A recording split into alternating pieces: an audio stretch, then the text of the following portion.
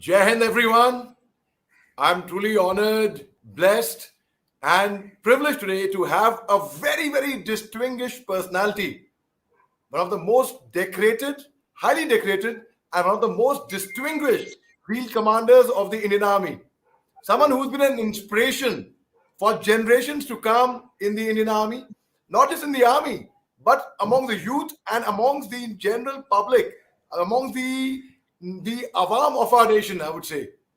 Well, of course, General Nirbhay Sharma needs no introduction at all. He was commissioned into the Indian Army in 1966 in the 2 Parachute Regiment, which was 3 Maratha Light earlier. Well, he has fought with distinction in the Indo 1971 India-Pakistan war, which led to the liberation of Bangladesh. In fact, his anecdote about, which we would be coming to subsequently, about when he met General Niazi for the first time, how it was, the interaction. We will come to that, ladies and gentlemen. He has commanded his battalion in the northeast on the Indo-China border with distinction. He's commanded a brigade, a division, a corps in the state of Jammu and Kashmir. He's been the security advisor to the government of Jammu and Kashmir. He's been a member of the UPSC, the Union Public Service of India, which is considered to be the toughest exam in the country. He's been the governor of Arunachal Pradesh for 2 years and the governor of Mizoram for 3 years. Incidentally, he took over both the states in the month of May.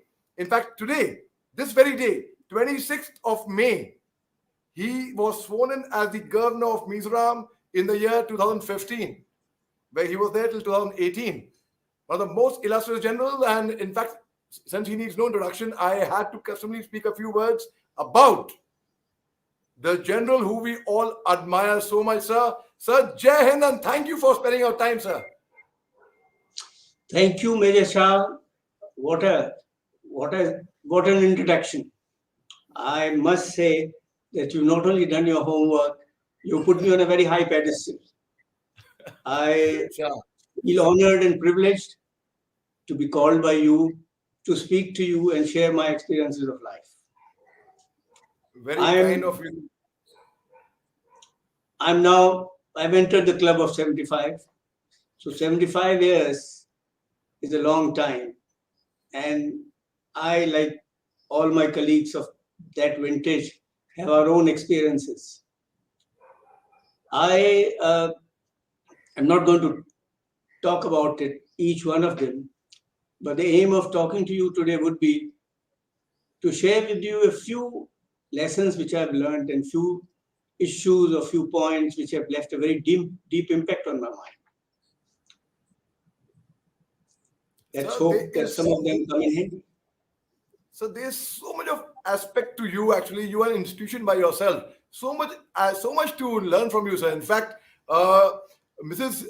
Jyotsna Sharma, Mrs. Sharma is a renowned educationalist, academician who is contributing her services in her own way to our motherland. So there's so much to talk about you. In fact, I really don't know where to start from. So let's start from, there is also, you have honored Major Somnath Sharma, whose brother was one of our, in 1998 to 1990, General Vishwanath Sharma was the chief of the army staff. And he was one of the first chiefs who took over after the regime of after India gained its independence when he was commissioned. You also honored Maqbool Sherwani. That's a different thing. We'll come to that, sir. But let's start from your early childhood, your formative years. What and who inspired you to join the army, sir? Well, I will talk about my formative years to begin with. And I think I will do well to start with my alma mater, the National Defense Academy, the cradle for leadership. I was 16 years old when I joined the National Defense Academy in January 1963. Long time, no? And at that time, generally speaking, cadets came from a range of background. They still do. But in my days, there were many who came from renowned public schools and had very good military background as well. I myself didn't come from privilege. In fact, it was a civilian background. My father was a civil engineer, and none in my family had ever joined the army. For those 3 years at the National Defense Academy and 1 year thereafter at the Indian Military Academy, aged from 16 to 20, those 4 years were something which I would always remember and cherish. They shaped my life, my personality, and my attitudes. And I think I am what I am today, what I have ever achieved is because of these 4 years. There are many things which I remember of the National Defense Academy in particular. But one thing which I must mention, which left a very deep impact on my mind, is an incident which took place when I was in my final term. National Defense Academy, as you know, is a 3-year course divided into 6 terms of 6 months each. And the academy has a number of squadrons, and each squadron has about 100 to 120 cadets, and each one of them is from different courses. For instance, when I was in my final term, there were cadets who were 6 months junior to me, there were cadets who were 1 year junior to me, 1.5 year junior to me. Incidentally, your brother, your father was also in the same squadron.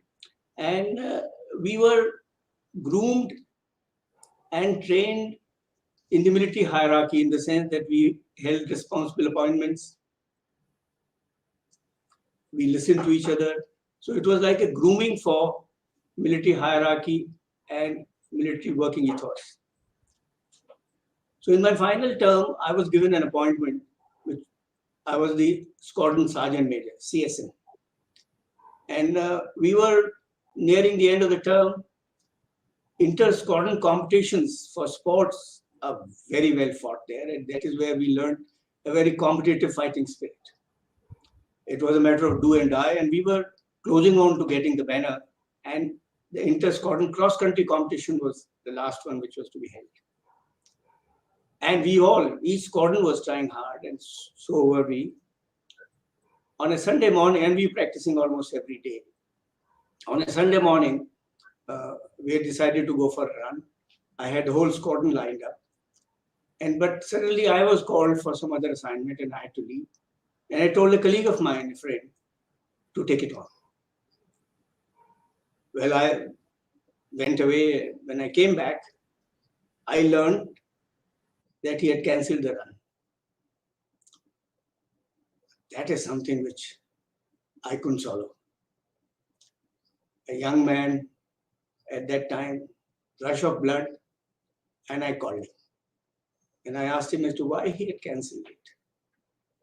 He retorted in equal measure and said, "Who the hell are you? Why are you asking me? I've done it." And there was exchange of dialogue. It turned into a heated argument, and he abused me. But I couldn't take it anymore. And you know what I did? I got hold of him and slapped him hard. Unbelievable, isn't it? In an environment of military discipline, here you are, manhandling a colleague of yours, never heard of, or there was hell let loose.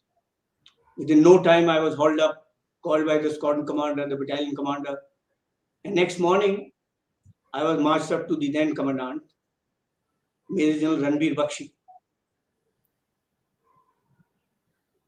Everybody thought that was the end of my career as far as military life is concerned.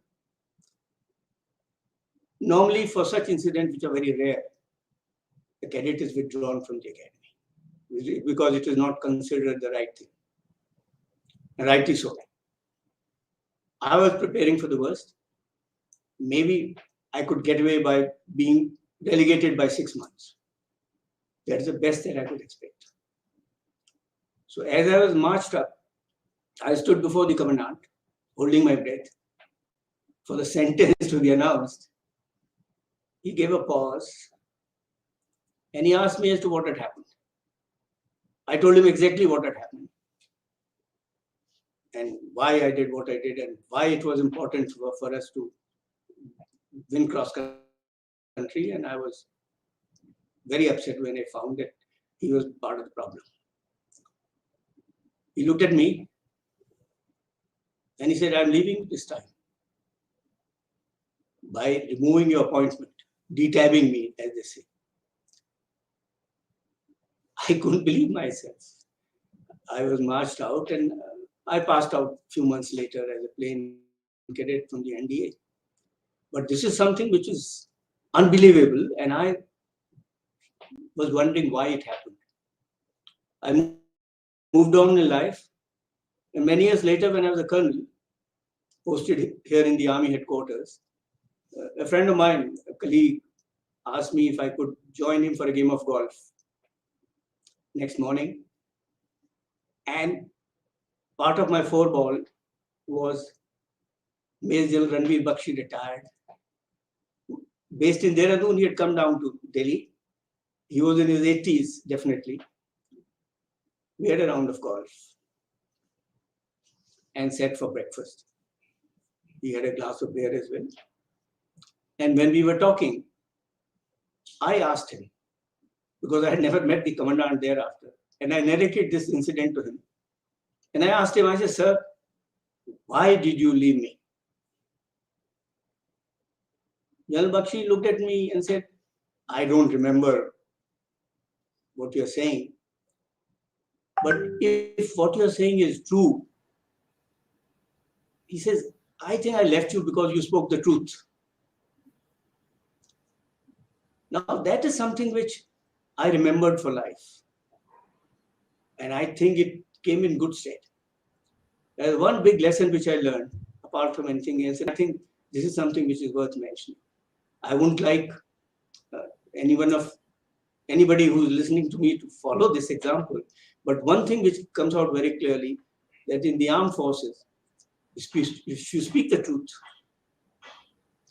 you will definitely get a fair deal.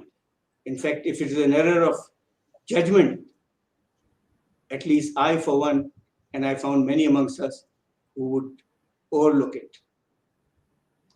That's a great Well, lesson, sir. that's NDA for me and IMA. And then I got commissioned, became a paratrooper. So, what made you opt for paras, sir? As far as, oh, that's an interesting story. I can go on. In fact, I was not commissioned into paras. I was a science stream cadet, and I was sent to signals, Corps of Signals. We're very highly technical arm, but I didn't have an aptitude for it.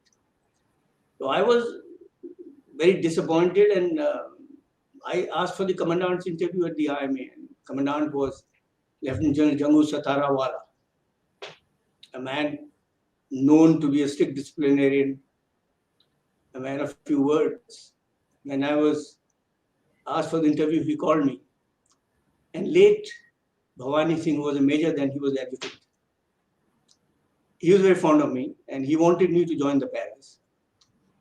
So when I was marched up, I told the commandant that I had opted for paras and I fairly high in the merit, I should go to paras. He said, no, that's not your choice. I said, sir, but I don't mind being relegated by a term, but would like to go to paras. So the commandant looked at me, said, all right, we'll relegate you by a term and send you to signals next time. That got me. And thank God, then Major Bhavani Singh marched me out. So that's my love for paras. And I am a paratrooper. Exactly, sir. So it's rightly said, to be a paratrooper, you have to be extremely passionate. And of course, your passion over there. So tell us about your first para jump. The first time you were jumping from the aircraft. Of course, you were training for that. But the first jump, how did you feel at that time? The very first jump, sir. So first jump is always, you don't know what you're going in for. Actually, it is the second jump which requires a bit of steel nerves. Because first jump, you don't know, you just jump out. and you are in the air, and then you feel like a bird. And then you realize there is an awe, but thereafter you're fine and you land. But when you go for the second jump, that's the time you're like, oh my God, what did I do? Why did I jump out? What if the parachute didn't open? But all that uh, anxiety comes to your mind. Subsequently, you get used to it and you just step out. So your unit And was. there, what attracts you is yeah. So your unit What? was one of the first units to You go said into something. Dhaka in 1971. A very illustrious unit, sir. You have battle honors. You have mentioned dispatches. You have Veer Chakra. You have one Mahavir Chakra as well. You have several Sena medals as well.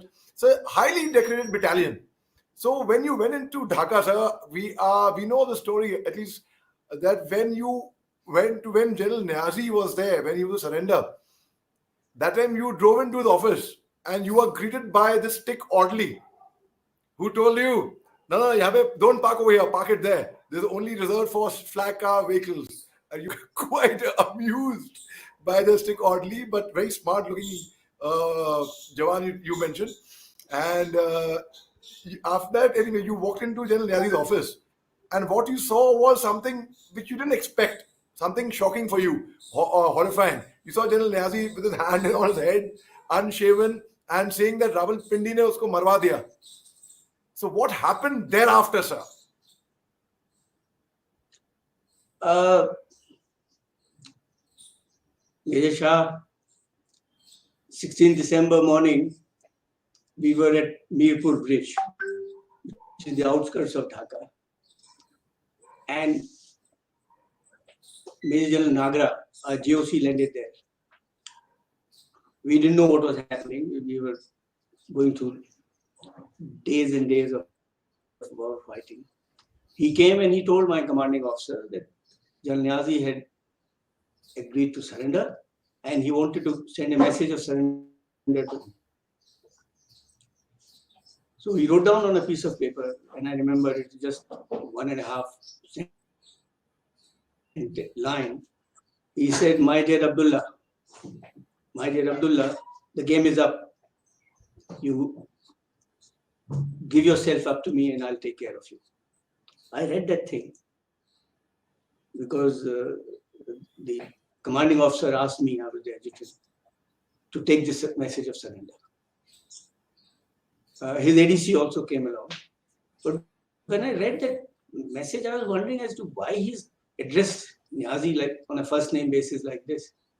Later, I learned that General Nagra was our military attaché in Pakistan and they knew each other very well. Anyway, we moved in, and the incident that you're talking about was when we rushed to Pakistan Eastern Command headquarters and saw General Niazi in the state that you mentioned. You know, at that time, if Pakistan Army wanted to hold on to Dhaka, they could hold on to Dhaka for the next 1 month. They had the resources, ammunition, manpower, everything. But they gave it up. Because if 1 month, if for a few weeks, if they had held on, you know what the situation was, international situation was at that time, what the American fleet was doing and everything else. But they gave up. Why did they give up? Because they had lost the will to fight. We've all read about the atrocities committed by them on East Pakistan, East End, and how they brutally treated their women, children, and elders. And that is what was the main reason why Pakistan Army had lost the will to fight and they surrendered. 93,000 plus. That perhaps was a big lesson, and I never forgot that if you want to win a war, you have to have the people with you. My experience of service always told me that if you are in touch with the public, if you are in touch and if you conduct yourself with dignity, at least you have a fair fight. That is very true, sir. Sir, your experience as a battalion commander at the Indo-China border, sir. How were things between India and China at that time? And now, of course, we are all seeing the friction between India and China. How was the experience commanding the battalion there, right, sir, at the border, sir? Well, very exciting. That area of Sela and beyond, and those heights are very daunting. And the line of actual control actually uh, is a line on paper. It has not been delineated. So I could be sitting on a hill saying that it is part of India, and a PLA soldier could be sitting on another hill saying, oh, it's part of China. We were deployed and kept acclimatized for a possible offensive task if it came about. So we were in being, and we trained hard, we tracked and we walked and we prepared ourselves, but that opportunity didn't come at that time. But life there was as exciting as it can be, and I think there can't be a better way for a soldier than to be in those environments. So, At that time, we had. Yeah, yes, go sir, on. please, sir, please. No, I was saying at that time we had that incident wherein we showed the eyes to Chinese, and we did come out with our chin up, and we were the whole army was geared up, and at least in four corps at that area, we were all set. So, you were there in Northeast. In fact, when the Naga peace talks, when the truce started off, because Nagaland used to be burning at one time, sir. It was really, I mean, in the 80s, especially in the early 80s, it was Nagaland was very, very bad. And you were there when the initiation of the peace talks with Nagaland started. So you have had vast experience in the Northeast and vast experience in the Valley as well, fighting counterinsurgency operations, and of course, and who better than you when you went back to Northeast to as a governor? We'll come to that, sir, subsequently. But sir, tell us about your experience with the Nagas when, as a young officer, when the peace talks were starting off that time, sir. You know, I was a brigadier in the Military Operations Directorate, the DGMO, and this was part of my beat, the entire Northeast.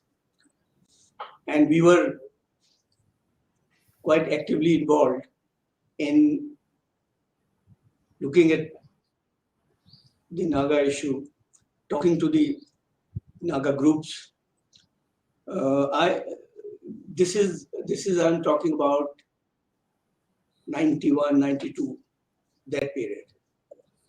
At that time, essentially they were NSCN had been divided into two groups, K and IM. And the northern part of Nagaland was Khaplang group, and the other part was with IM. You know, Nagaland had an ongoing war, in inverted commas, with Indian Union, with Indian state, but it was all within certain norms. Very surprising that for many years, for decades, nothing happened on a Sunday. Both sides observed Sunday. Christmas time, there were no operations. So there was a code of conduct. And what they were fighting for was a cause which was actually least understood by them. And I would say sheer neglect on the part of Indian Union at that time, or not giving too much of it, not giving due attention was the reason. We were able to at that time speak to these groups, and a peace talk came into being, and a peace negotiations came into being. Certain norms were given, they were asked to remain within certain areas and come on the negotiating table. It was a good move, a good progress, but we have not been able to pursue it, or at that time we were not able to pursue it in a consistent manner. thank God, a lot has come about, and the reason for it, I could come to that later, but the reason for all this to happen now is that Northeast is no longer a forgotten land. There is so much of focus and attention and development which is taking place that these issues are gradually going into the background. So your experience as a brigade commander, a div commander, and a co-commander in J&K, and there, of course, as a security advisor to the government of Jammu and Kashmir, sir. So having seen insurgency in Northeast actively and haven't seen insurgency in the Valley, sir. Of course, both of them have their own differences. Like as you mentioned, sir, the people in Northeast, they had their own code of conduct. There would not be any action on Sundays. So I have had the honor of serving in both the places, Northeast and J&K. And what I observed, sir, they would not attack women and children at that time. They would not attack ambulance or school buses, and they were men of principle in the Northeast. But J&K, nothing like that. They were suicide bombers. They would really. They were. So your experience in the Valley as someone who has actually been there hands-on and who has seen life over there as a co-commander in J&K, sir. This is the Kashmir story is ongoing, and it's a long, drawn-out affair. But thank God we are moving in one particular direction. Well, I won't go into the details of it, but I would share with you one or two incidents which will probably indicate to us as to what we were missing out and what we are doing now. I remember when I was the co-commander, I was one day driving through Baramulla, and I stopped there is an inter-college there on the main road itself, and I stopped there because I saw some young students there. So I stopped there, got out of my vehicle and started talking to them and asking them as to what do they know about Kashmir and what happened in 1947-48. There's a bit of a hesitation, but then one young man came out. He said, "Sir, we know exactly what happened." I said, "Tell me." He said, in 1947, Indian Army came into Baramulla, into Kashmir, looted, plundered, and raped, and destroyed, and killed innocent people. Then Pakistan Army came and helped us and bailed us out. I was shocked to hear that. I said, look, from 1947 to this was now 2004. Look at the narrative. It's been turned the other way around. I found it very strange that this is what, in Kashmir in 50s, in the schools, the story of 47 and 48 was being taught to the children the way it was. Because when 1947 happened, Indian Army had no idea. They had never served in Jammu and Kashmir because it was a state by itself. So when we went there, but for the local support, we wouldn't have been able to do what we were able to do. In fact, the slogan at that time was, "Hamlavar Hoshyar, Hum Kashmiri Hain Taiyar."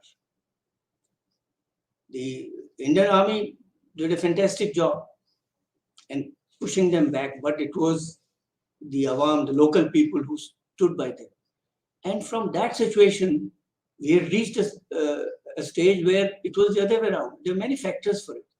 So I said, look, this had to be corrected. And then I got a film made, and fortunately, one of the nuns of that 47 carnage at Baramulla was still alive.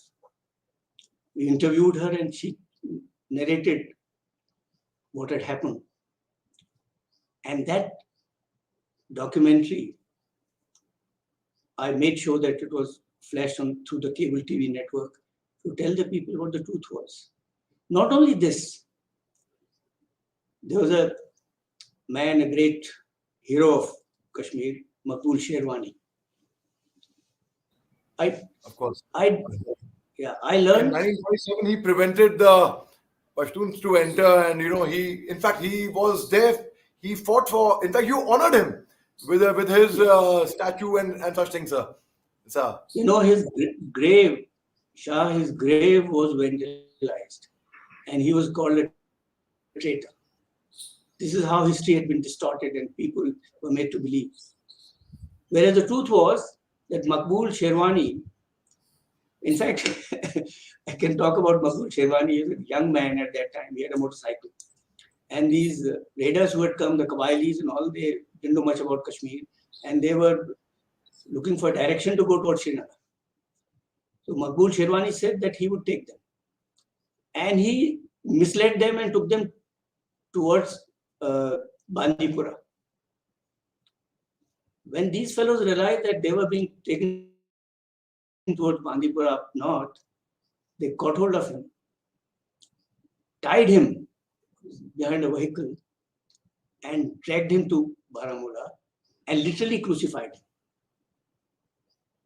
him. That was the fact. But what was being fed to the local people was that he was a traitor. So I said, no, nothing doing. We will honor Maqbool Sherwani. We not only had a memorial grade constructed, there was a library there now. People sit down there, and we made much of him. Because these are the things which are extremely important. One more thing I must tell you. There is, you talked about Major Somnath Sharma. you honored, you put it in Srinagar. Yeah. You Yeah. put a memorial for him also over there, sir. Yeah, his memorial was at Badgam, was again vandalized. And nobody knew who Somnath Sharma was and how and why Srinagar still has an airfield. So I said, no, we must honor him and tell the people of Kashmir that they owe a lot to a man like him and his men. It was India's quite a first, task. India's Yeah, first Paramveer Paramveer Chakra, sir. Yeah. In fact, his But brother, you mentioned that. his Very father illustrious also family. was a general, sir. His father was a doctor, but this is a very illustrious family. Another brother, you said, was the army chief, and another one was retired as engineer in chief, a paratrooper. And I met him a couple of weeks back. He is in his 90s, and he had a glass of beer and he was dancing. So it's a great family. Anyway, I'll get back to this particular thing, because when you go to Srinagar now, as you enter the airport, you will find statue of Somnath Sharma. It didn't come so easily, because politically it was considered most inappropriate, and all sorts of hurdles were placed in this effort. But finally, I prevailed. And I think that memorial is a reminder to the people of Kashmir that they owe a lot to the people of India, and they must remember the likes of Somnath Shah. So like this, there are many incidents. I can think of Brigadier Usman. He was a para brigade commander. Yes, You can take a call, sir. There's no worry. You can take the call. It must be somebody who's watching you, must be enjoying the conversation, sir. Must be wanting to comment. It could be the other way around. No, sir. No. Anyway, it is somebody Always else. there are some very nice comments coming for you, sir. It could be Asha Sood, proud of you, General Sharma. It could have been Asha Sood calling, or it could be Adam Bin. Seems to be from the valley, perhaps. Jain, sir. So there are a lot of comments coming from you. So it could be one of them, perhaps. Anyway, sir, please continue, sir. No, why I'm mentioning Brigadier Usman is that he was a para brigade commander, and my battalion 2 para, which is 3rd Maratha Light Infantry, in 47-48, it took part in this operation, Battle of Jhangar. And we have the battle honor, we have 4 MVCs and many other gallantry awards. Brigadier Usman is a man that people of India should remember. He was, I never had the opportunity to meet him, but I did meet late Jan Zoru Bakshi, who was his colleague in the same battalion, in the Baluch battalion. He was the adjutant, Zoru Bakshi, and Usman was the second in command. Now he was he was a he, he was a Gandhian, although he was a man who would be in army uniform and do what he did, but at night he wore khadi. And when we had lost Jhangar, because that's the time he was sent to command the brigade, what he did, he enthused the entire brigade, and we went in again, and he took a vow that he would not sleep on a cot unless Jhangar was recaptured. Reminds you of our legendary Maharana Pratap. And he did exactly that. Now, I had the opportunity to visit his memorial, and we paid homage to him there. But here in Delhi, I discovered that his grave is in Jamia Millia. And it was in a bad shape. We took it upon ourselves to do up the grave, and now every year, Para Brigade sends a contingent which comes and pays homage to him. Do you know, Brigadier Usman, at the time of partition, was asked by Mohammed Ali Jinnah that if he came to Pakistan, he would be made the army chief. He declined. So we had some great patriots, and when he was martyred in Delhi, his burial was attended by Lord Mountbatten, Pandit Nehru, Abdul Kalam Azad, Sheikh Abdullah, and so on. The whole nation paid homage to him. So these are people who left a deep impact on my mind as far as my Kashmir years are concerned. What still resonates in my mind is a slogan which we had coined, which was Jawan or Awam, Aman hai Mukam. Really meant that soldier and a common man want peace, and we must make a common cause with it. And whenever we have done that, and wherever we have done that, we have succeeded. And I think that is the lesson which I have for Kashmir. This slogan was coined by you, sir, and it still resonates with a lot of people over there. A lot of people. They still use this slogan, and it motivates a whole lot of people, sir. I'm glad to hear that. Sir, tell us about your role as the security advisor to the government of J&K. I mean, you already had vast experience in the valley. You knew everything, like the way you narrated the incident about you stopping by at Baramulla and speaking to the youth who told you about 1947 and his narrative. So, of course, you had vast knowledge, hands-on, on ground from the local Pagdandi also, from the local village also. So, your role as the advisor, security advisor to the government of Jammu Kashmir, sir. Actually, I would say that my association and my interaction was with late Jan Sinha, who was the governor, a soldier and a statesman of great repute. And I learned a lot from him, and it is my interaction with him and that all these things that we are talking about came through. In fact, something which happened during that time when I was the corps commander was opening of Uri Muzaffarabad Road. Yes, of course. And the ceasefire. Now, how it happened and how we constructed the road, how we opened, I will not go into it. You also, but that particular day, this is very interesting. Before this,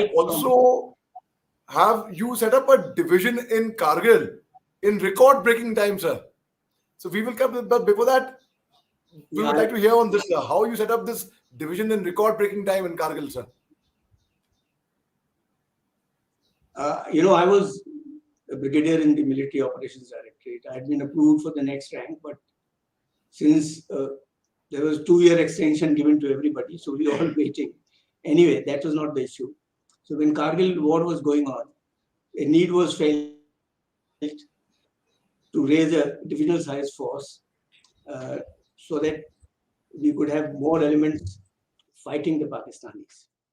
And I was asked to raise a counterinsurgency force called Kilo Force while the war was on. I was very fortunate that I inherited a little place at Sharifabad, which is near Shelatang, on the outskirts of Srinagar, where we set up our headquarters. In fact, 8 Mountain Dew was there, and they had moved out. And 21 days flat, I was ready in the operation. In fact, after 2 weeks, when I rang up the corps commander to say that I was ready, he said, "Are you crazy? Take some more time." I said, "No, I don't need anything. I've served here many times. I know the geography well, and I have my protection people. I have my communication. Rest the battalions and all are there. All we have to do is to group them and the signal elements." Anyway, it happened. In 21 days flat, I was launched. I could write a book on it, but I think it was something which I'm really very proud of. So we all are very proud of your contribution, sir. And so tell us about the Uri Muzaffarabad, the corridor, sir, you were talking about, sir. You know, this was happening. Musharraf was the president there, and there were talks going on, but the army was not really in the loop. And but one could figure out and gather that there will be something forward movement. Now the road from little ahead of Uri till the LC was all mined. 7-8 miles of road, which was mined. It was in disuse. After 71, it was not used. And it would have taken a very long time to demine it and then move on there, construct a bridge. There are many bureaucratic hurdles. And when we talk about bureaucracy, it's not only the civilian bureaucracy, it is our own military bureaucracy. There's an agreement between us and Pakistan that within 1 kilometer of the line of control, there'll be no flying of helicopters. We had a helipad, and that helipad was very much required, not only for subsequent use, but for us to move stores and things like that to demine the road. So I remember I was told by my PGS that, look, the army headquarters has asked us not to touch this helipad because it is not within it is within 1 kilometer. So I told my PGS, I said, who told you that it is within 1 kilometer? He said, I don't know them. I said, please ask them. Have they gone and measured it? It is more than 1 kilometer away from the LC. We'll construct this. And not only that, helipad helped us while we constructed the road. Later on, when the earthquake came, but for this helipad, hundreds of Kashmiris there would have died. Similarly, for demining, if I had to wait for orders to come, the winters were setting in, and we wouldn't have been able to construct this. I was very fortunate. DG Border Roads was a friend of mine, old NDA colleague. And between both of us, we made sure that demining process started. So when the orders finally came to open the road, we were ready. So those are the things which one remembers, that many times you have to stick your neck out and do things which are in the larger interest. When I look back, I consider myself extremely lucky. Sir, tell us about your stint with the UPSC, sir. You were a member of the Union Public Service Commission, a dream which a lot of youth, a lot of people in India, they share that they take breaks, they take a year off, they take a drop from their regular studies to prepare just for the UPSC. And you have interviewed several people who want to get into the UPSC, sir. So your experience overall, sir, while interviewing them and the kind of candidates you found applying, coming, the kind of candidates who got selected, and the dream of a person who would want to crack the UPSC, sir. Well, this assignment came to me after I had retired. And it's a Union Public Service Commission is a constitutional body. And it is one of the most prestigious organizations which have tremendous credibility. I didn't know anything about it. There are 10 members and the chairman, and chairman is just first amongst the equal. So we were looking at the Union Public Service Commission. We conducted examinations, we conducted interviews, and we also looked at the possibilities of defining certain things. I found that tenure, it gave me an insight into the building blocks of Indian administration. As a man in uniform, I had limited interaction, but this was something where I have to tell my colleagues that I'm now working or looking at the mother of bureaucracy, because that is where it starts. And I think there's a lot that we have to be proud of. These days, after the interview and all, the candidates put down something on the, what is it called, Twitter and things like that, blogs. I found that I was the most dreaded member, because they thought this is an army general, because the rest were all professors or the IAS or the foreign service. But some of them were surprised that I'm not so bad as they thought I was. And anybody who got through said very good things about me. But someone who didn't, he said, "Oh my God, this fellow, Anyway, I had a big laugh, because you don't you may not remember anything, but you definitely, a lot of my civil service friends tell me that even 50 years gone, they still remember the person who interviewed them. And I have some very good memories and a very good learning experience for me. Yes, sir. So, like the way you said, That's people still remember 50 years later also about UPSC, the person who interviewed them. Similarly, we remember academy instructors, our platoon commander, our company commander, battalion commander, our commandant, and the way you mentioned about very fondly about your NDA commandant, your IMA commandant, you should idolize them and look up to them, sir. So there are a lot of youngsters I know personally who look up to General Nirbhay Sharma, and they talk those legends, those stories. They are all about when the time when you were the co-commander or the div GOC. There are a whole lot of stories like that, sir. So how do you feel when as a youngster you would talk about those generals then there? Now youngsters talk about like that about you, sir.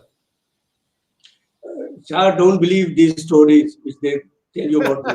Okay, but I must tell you that I was posted to the NDA as a divisional officer, as a captain, about 7, 8 years after I had commissioned. So I met that generation of cadets who were about a decade behind me, and I still have association with them. And it is a happy coincidence that quite a few of them retired as service chiefs and otherwise, and most of them uh, we are still in touch, because not only I was there as divisional officer and they were cadets. Later, when I was instructor in staff college, this almost the same lot came there to attend this course, staff course. So we've built up that association, and I find that as far as NDA is concerned, and subsequently I've been to the NDA otherwise and spoken to them. We may have now cadets not coming from such a illustrious military background or the privileged background, not all of them, but that's the way it is. We are moving on, but we are getting more self-confident, and I found that the present lot of cadets overall, uh, technically they're very sound, they're highly motivated, they have fire in their belly. They proved it during the Kargil war, and they're doing it every day while fighting a proxy war in J&K or Northeast. I think uh, I would not go along with my colleagues and others who say, "Oh my God, in our days things were so different." I think we still have a good lot, and we have a lot to thank God for it. Sir. So in May 2015, you were sworn in as the governor of Arunachal Pradesh. And what better person than you who knows the area, knows the geography, the demography, who knows the area backwards, back of his hands. So how was your experience as the governor of Arunachal Pradesh, sir?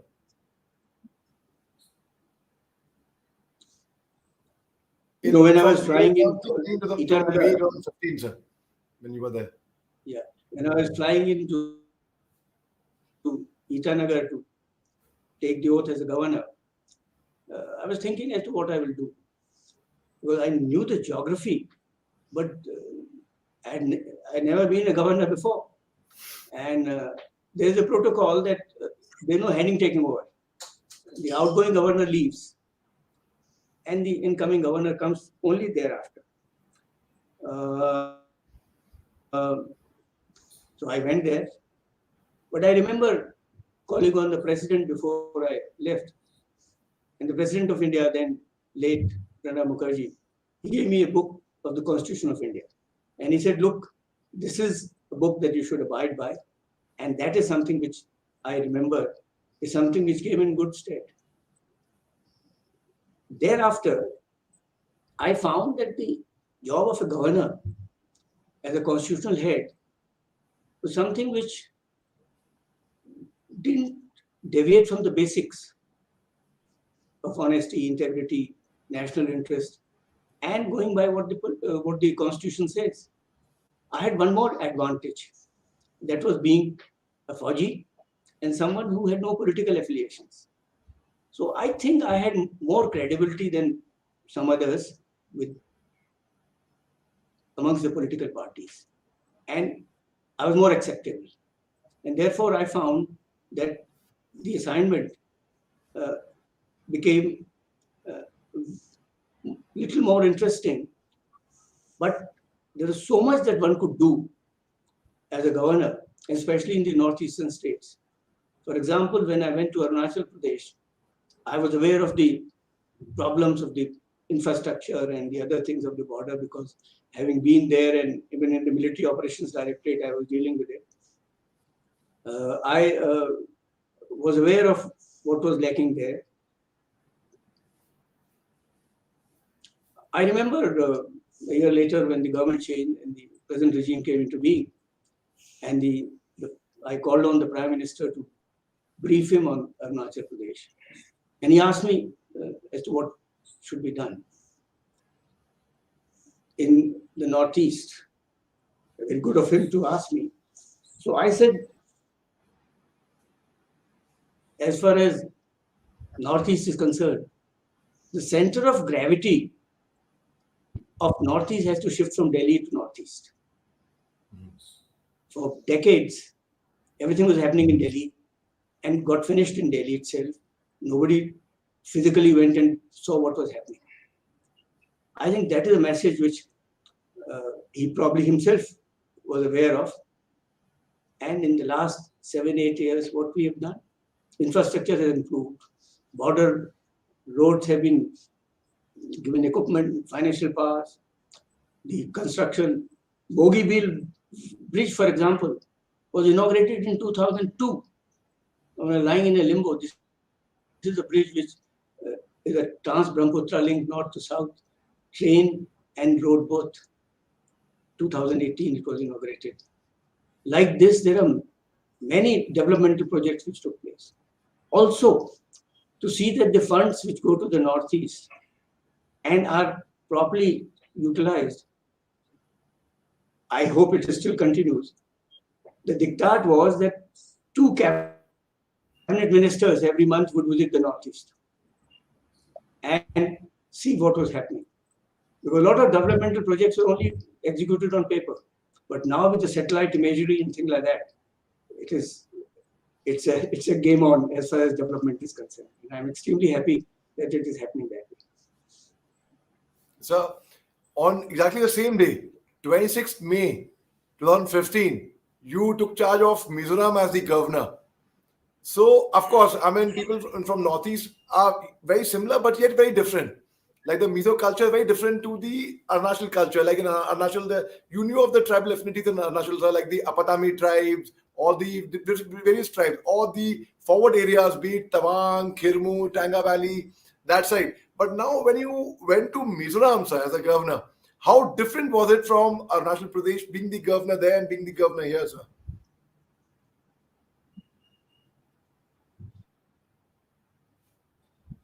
It's a very interesting question because When I went to Mizoram, I had served in the Northeast. The only state which I had not served in was Mizoram while in service. So I went there and I had a very pleasant experience. The state is a Christian state, and they they are very open about it. I found that interacting with them, highly literate, was unique. There were some pluses, there were some minuses. You know, Aizawl is a no city. The road, forget about the smaller places in Mizoram. In Aizawl, there are still shops where there is nobody manning them. The items are kept, the price tag is put, and a person comes, picks it up, puts the money. Unbelievable, isn't it? Now, that is the way these people are. They are deeply religious. Every Sunday they must go and go to the church and pray. I was able to get across to them, particularly the youth, the YMA and the others, more on the sports field. They have an excellent football club. And I For our remember, viewers who don't know what YMA is the Young Mizo Association in Mizoram, which is a body over there, That's right. which are a lot of, they have a lot of support. A lot of people in the youth of Mizoram, they actually revere and they follow what YMA says. Sir, please, sir. I agree with you. I mean, I can talk about Mizoram, but one thing which I must tell you, which endeared me to them.